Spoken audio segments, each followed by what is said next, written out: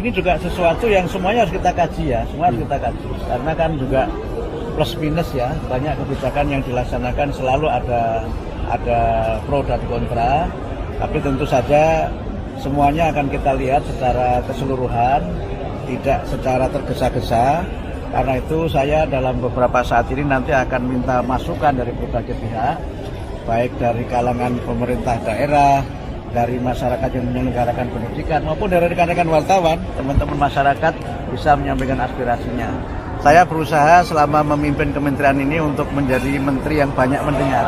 Saya kan selama ini banyak ceramah, jadi nanti saya banyak mendengar, tidak banyak ceramah. Dalam pendidikan ada wajib belajar 13 tahun. Nah, dengan ada pendidikan Kementerian Pendidikan Dasar Khusus itu tuh apa sih target dari pendidikan dasar kita?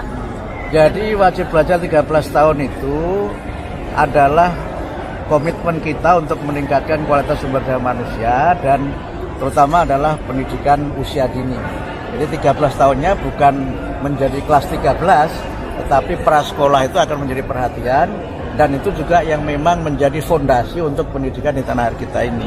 Di banyak negara maju, pendidikan prasekolah itu sangat penting.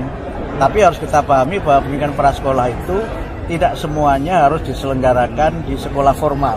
Kita kan punya lembaga pendidikan informal dan lembaga pendidikan non formal, sehingga kita mendorong untuk ada kemitraan strategis dengan masyarakat sebagai penyelenggara pendidikan. Ya, untuk wajib belajar kan 12 tahun nih. Sekarang ada di MK itu kan digugat bagaimana swasta juga semakin dihukum, dan wajib belajar berkualitas itulah yang sekarang ini sedang jadi tantangan kita. Karena Pak itu Prabowo punya pesan khusus. Tadi saya menyampaikan bahwa dalam kita melaksanakan program ini harus bergotong royong. Pemerintah tidak bisa bekerja sendirian tanpa dukungan masyarakat. Dan oleh karena itu maka partisipasi masyarakat itu sangat kita perlukan. Saya berusaha untuk bagaimana dalam kesempatan ini menjadikan pendidikan ini sebagai gerakan pencerahan gerakan pencerdasan yang inklusif, partisipatif dan juga adaptif. Yang dengan itu tentu saja kita mendorong partisipasi masyarakat dan juga prakarsa-prakarsa kreatif bagaimana agar pendidikan kita ini lebih maju, dirasakan manfaatnya oleh masyarakat. Dan satu hal yang saya kira menjadi komitmen kita juga menuntaskan kesempatan belajar, sehingga mereka yang selama ini tidak bisa melanjutkan pendidikan, bisa karena tempat tinggalnya, bisa karena keadaannya, bisa keadaan fisiknya, bisa juga karena faktor-faktor lain. Ini mudah-mudahan bisa kita layani semua, karena itu adalah kewajiban konstitusional pemerintah kepada masyarakat, karena setiap warga negara itu berhak untuk mendapatkan pendidikan yang bermutu. Terkait kurikulum Merdeka seperti apa? Kami juga harus mengkaji ya, ini kan masih baru kan, kurikulum ini kan masih baru, bahkan penerapannya walaupun sudah dinyatakan harus diterapkan semuanya kan juga dalam prakteknya juga belum semua satuan pendidikan dapat melaksanakan. Jadi kita lihatlah, kita tidak akan buru-buru mengambil kebijakan.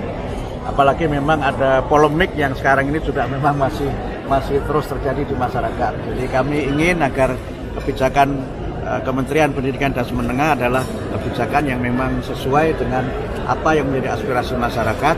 Tapi yang penting lagi juga bisa menjadi bagian dari aktualisasi dan realisasi dari program Pak Presiden Prabowo dan Wakil Presiden. Prof. Kalau soal ujian nasional seperti apa Pak? Sama juga. Jadi soal ujian nasional, soal zonasi, kurikulum merdeka, apalagi ya yang sekarang masih menjadi perdebatan, nanti kita lihat semuanya secara sangat seksama dan kami akan sangat berhati-hati. Saya belum sampai pada keputusan itu. Intinya kami ingin mendengar dulu. Kami ingin mendengar dari internal, juga ingin mendengar dari para pakar, juga dari masyarakat sebagai penyelenggara pendidikan dan juga masyarakat sebagai pengguna jasa layanan pendidikan. Ada yang diprioritaskan untuk dievaluasi dalam waktu dekat nggak, Prof? Belum. Kita harus mengkaji dulu karena kan ini sudah di akhir tahun anggaran ya. Tapi kita mencoba melihat quick win yang menjadi garis besar dari pemerintahan Pak Prabowo itu yang nanti akan kita prioritaskan. Jadi kami follow on apa yang menjadi kebijakan dari Presiden.